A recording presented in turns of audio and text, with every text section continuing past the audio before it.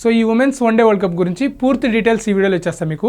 September 30 నుంచి November 2వ తేదీ వరకు అయితే ఉమెన్స్ వన్డే వరల్డ్ కప్ అయితే జరగబోతుంది. సో నవంబర్ 2వ తేదీన ఫైనల్. ఈ ఉమెన్స్ వన్డే వరల్డ్ కప్లో మొత్తం 8 టీంలు అయితే పార్టిసిపేట్ చేస్తున్నాయి. సో ఇక్కడ మీకు చూస్తే క్లియర్గా అర్థమైపోతుంది. New Zealand, south Africa, Bangladesh, Sri Lanka, India, Australia, England. ఇంకో టీం ఉంది, ఆ టీం పేరు నేను చెప్పను, ఆ టీం పక్కన పెట్టేద్దాం. ఎందుకంటే ఇంకొకటి ఏంటంటే వెస్ట్ ఇండీస్ క్వాలిఫై కాలేదు. అంటే మెయిన్ 8 టీంలే ఉంటాయి. సో ఈ మొత్తం ఎలా జరుగుతాయంటే మ్యాచ్లు, మన ఇండియా వచ్చేసి మిగతా 7 టీములతో ఒక మ్యాచ్ ఆడుతుంది. అలాగే ఆస్ట్రేలియా కూడా మిగతా అన్ని టీములతో ఒక మ్యాచ్ ఆడతాయి. ఇలా మొత్తం మ్యాచ్లు కంప్లీట్ చేసిన తర్వాత టాప్ 4 టీమ్స్ క్వాలిఫై అవుతాయి సెమీఫైనల్ కి. ఫస్ట్ ప్లేస్ లో ఉన్న టీం, 4th ప్లేస్ లో ఉన్న టీం కి ఒక semi-final, 3rd place, 2nd place లో ఉన్న టీంలకి ఇంకో సెమీఫైనల్ జరుగుతుంది. ఇంకా ఆబ్వియస్ గా నవంబర్ 2వ తేదీన ఫైనల్ జరుగుతుంది. సో ఈ మ్యాచెస్ అన్ని ఎక్కడ జరుగుతాయి అంటే ఇండియా, శ్రీలంకలో జరుగుతాయి. ఏదైతే చెత్త టీం ఒకటి ఉంది, నేను పేరు చెప్పలేదు కదా, ఆ టీమ్ తో మన ఇండియా ఆడే మ్యాచ్లు, ఆ టీం మ్యాచ్లన్నీ శ్రీలంకలో జరుగుతాయి. ఎందుకంటే వాళ్ళని మనం రాని మన దేశానికి కాబట్టి శ్రీలంకలో జరుగుతాయి. ఇక మన ఇండియా ఆడే మ్యాచ్లు ఆ చెత్త టీమ్ తో ఆడే తప్ప మిగతా అన్ని మన ఇండియాలోనే జరుగుతాయి. సో ఇక ఆ చెత్త టీం కానీ సెమీఫైనల్కి వస్తే ఆ సెమీఫైనల్ కూడా శ్రీలంకలో ఉంటుంది. ఒకవేళ కానీ వాళ్ళు పొరపాటున ఫైనల్కి వస్తే ఆ ఫైనల్ కూడా శ్రీలంకలో ఉంటుంది. లేదంటే మటుకు ఫైనల్ ఇండియాలోనే ఉంటుంది. సో ఇదనమాట, ఇలా జరుగుతుంది మ్యాచ్ ఇక్కడ జరుగుతాయి. యాక్చువల్ గా ఫస్ట్ మ్యాచ్ వచ్చేసి ఈ రోజు సెప్టెంబర్ 30న జరిగే మ్యాచ్ వచ్చేసి బెంగళూరులోని చిన్నస్వామి స్టేడియంలో జరగాలి. కానీ ఈ మ్యాచ్ ని గౌహతిలోకి మార్చారు. ఎందుకు షిఫ్ట్ చేశారంటే ఐపీఎల్ అప్పుడు ఏదైతే స్టాంపీడ్ జరిగిందో, ఎందుకంటే అప్పుడు జనాలు ఏంటంటే బెంగళూరు గ్రౌండ్ వచ్చేసి సిటీ మధ్యలో ఉంటుంది. సో అక్కడ జనాలు గుమిగూడినప్పుడు ఖచ్చితంగా ఏదైనా ట్రాఫిక్ ఇబ్బంది అలాగే ఏమైనా జరుగుతాయని చెప్పేసి బెంగళూరులో కొన్ని రోజులు మ్యాచ్ జరపం. సో కొంత క్లియర్ అయ్యే వరకు, కొంత మారేంత వరకు. ఇంకొకటి ఏంటంటే బెంగళూరులో ఇంకొక స్టేడియం దూరంగా సిటీ అవుట్కట్స్ లో ఇంకో స్టేడియం కన్స్ట్రక్ట్ చేస్తున్నట్టు న్యూస్ కూడా ఉంది. దాని గురించి మనం ఇంకోసారి మాట్లాడుకోవాలి. ఎందుకంటే ఈ బెంగళూరులో జరగాల్సిన మ్యాచ్లని ఇంకో స్టేడియంస్ కి షిఫ్ట్ చేసేసారు. సో ఇప్పుడు ఫస్ట్ రోజు మన ఇండియా వర్సెస్ శ్రీలంక మ్యాచ్ జరగబోతుంది సెప్టెంబర్ 30న. ఎవరైతే ఆతిథ్యం ఇస్తున్నారో ఈ వన్డే వరల్డ్ కప్ కి ఆ 2 టీంల మధ్య అయితే ఫస్ట్ మ్యాచ్ జరగబోతుంది గౌహతి వేదికగా. ఈ వీడియోలో నేను ఏమేమి డీటెయిల్స్ ఎక్స్ప్లెయిన్ చేస్తానంటే మన స్క్వాడ్ ని ఎక్స్ప్లెయిన్ చేస్తాను. అలాగే 2 తెలుగు ప్లేయర్స్ ఉన్నారు మన టీమిండియా ఉమెన్స్ టీమ్ లో, వాళ్ళిద్దరి గురించి కూడా చెప్తాను. అలాగే మన ఉమెన్స్ టీం ఏదైతే ఉందో, మన ఉమెన్స్ టీం పాజిటివ్స్ ఏంటి, నెగిటివ్స్ ఏంటో కూడా చెప్తాను. అలాగే మన ఉమెన్స్ టీం ఇప్పటి వరకు కూడా ఒక్క వన్డే వరల్డ్ కప్ కూడా గెలవలేదు. దానికి రీజన్ ఏంటో కూడా చెప్పేస్తాను. సో ఈ వీడియోని అలా స్టార్ట్ చేసి అలా ముగిచ్చేస్తాను. సో లాస్ట్ వరకు చూడండి. వీడియో ఎక్కడ నచ్చినా మా వాల్ పోస్టర్ ఛానల్ ని సబ్స్క్రైబ్ చేసుకోండి, అలాగే లైక్ చేయండి. ఇక వీడియో అయితే స్టార్ట్ చేద్దాం. వెల్కమ్ టు వాల్ పోస్టర్, నేను Vishnu Charan. So first point వచ్చేసి మన స్క్వాడ్ ఎలా ఉందో చెప్తాను. మన స్క్వాడ్ అయితే చాలా బ్యాలెన్స్ గా ఉందని చెప్పుకోవాలి. మెయిన్ గా ఏంటంటే స్మృతి మందాన బేపచ్చమైన ఫామ్ లో ఉంది. అలాగే మనకి ఎక్స్పీరియన్స్డ్ కెప్టెన్ హర్మన్ ప్రీత్ కౌర్ ఉంది. అలాగే ఆల్రౌండర్స్ లైక్ దీప్తి శర్మ, అలాగే స్నేహ రాణా లాంటి వాళ్ళు ఉన్నారు. అలాగే బ్యాటింగ్ లో జమీమా ఉంది, అలాగే హెర్లిన్ డియోల్ ఉంది. Keeper cum aggressive batsmen Richa Ghosh ఉన్నారు. అలాగే బౌలింగ్ లో స్వింగ్ చేయడానికి రేణుకా ఠాకూర్ ఉంది. మన తెలుగు అమ్మాయిలు 2 ఉన్నారు, అరుంధతి రెడ్డి, శ్రీచరణి ఉన్నారు. వీళ్ళిద్దరు కూడా బౌలర్స్ గా ఉంటారు. కాబట్టి ఇద్దరు ఒకరే ప్లేయింగ్ లెవెల్ లో ఉండడానికి ఛాన్సులు ఉన్నాయి. సో ఇక్కడ చూస్తే స్క్వాడ్ అయితే చాలా బ్యాలెన్స్ గా ఉంది. సో ఇది ఫస్ట్ ఆఫ్ ఆల్ స్క్వాడ్ గురించి చెప్పాలంటే. కాకపోతే ఇక్కడ అందరూ కలిసి కట్టి ఆడితేనే మన ఉమెన్స్ టీం గెలిచేదానికి ఛాన్సులు ఉన్నాయి. ఏదంటే స్మృతి మందాన ఆడినప్పుడే మనం ఎక్కువ మ్యాచ్లు గెలవడం చూస్తున్నాం. బట్ స్మృతి మందాన ఆడినప్పుడు వేరే ప్లేయర్ స్టెప్ అప్ అవ్వాలి. వీళ్ళందరూ మిగతా వాళ్ళు కూడా బీభత్సమైన ఫామ్ లో లేరు, బట్ వాళ్ళ తగ్గ ఫామ్ లో ఉన్నారు. ఖచ్చితంగా మెయిన్ మ్యాచెస్ లో జమీమా బాగా ఆడుతుంది, బట్ జమీమా స్టెప్ అప్ అవ్వాలి.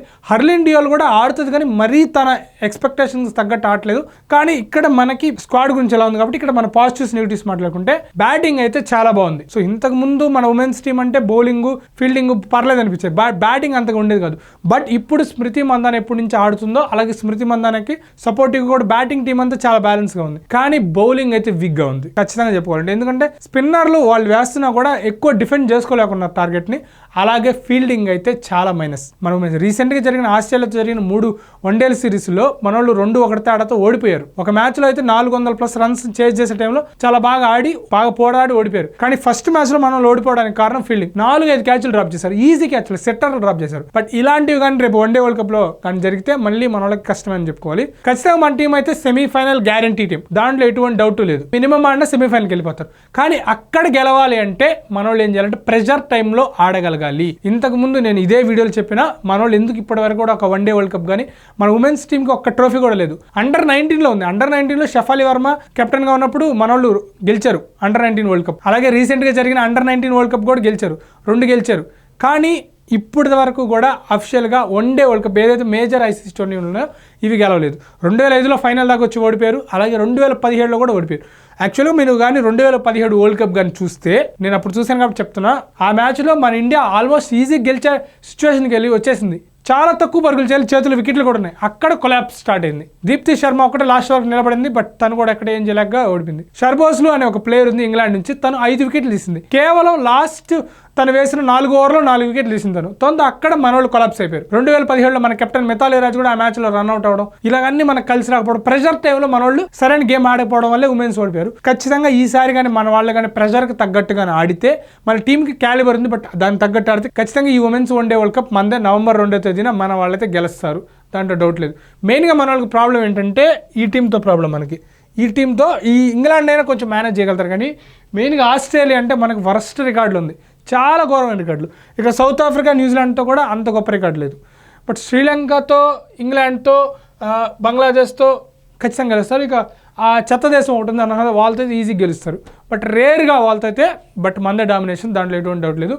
బట్ ఆస్ట్రేలియా, సౌత్ ఆఫ్రికా, న్యూజిలాండ్తో అయితే కష్టం. బట్ ఇంగ్లాండ్తో కూడా రీసెంట్గా అయితే గెలుచున్నారు, ఇంత ప్రీవియస్ రికార్డ్ బాగాలేదనుకోండి. సో ఖచ్చితంగా మనం అయితే semi-final guarantee team. But semi-final, final కానీ ఆ 2 మ్యాచెస్ కానీ టిక్ పెట్టగలిగితే ఖచ్చితంగా మనం సెమీఫైనల్కి వెళ్తారు. ఇక ఇద్దరు మన తెలుగు ప్లేయర్స్కి వచ్చేస్తే అరుంధతి రెడ్డి అలాగే శ్రీచరణి.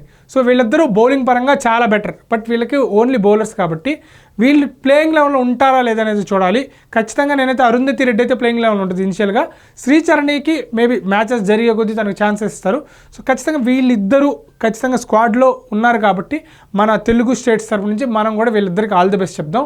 అలాగే వీళ్ళిద్దరు ప్లేయింగ్ లెవెల్లోకి వచ్చి వీళ్ళ ప్రూవ్ కూడా చేసుకోవాలని కోరుకుంటాం. బట్ వీళ్ళిద్దరూ యంగ్స్టర్సే కాబట్టి వీళ్ళకి ఇంకా ఛాన్స్ వస్తుందా, వీళ్ళిద్దరు పర్ఫార్మెన్స్ ఎలా ఉంటుంది అనేది కూడా మనం చూడాలి.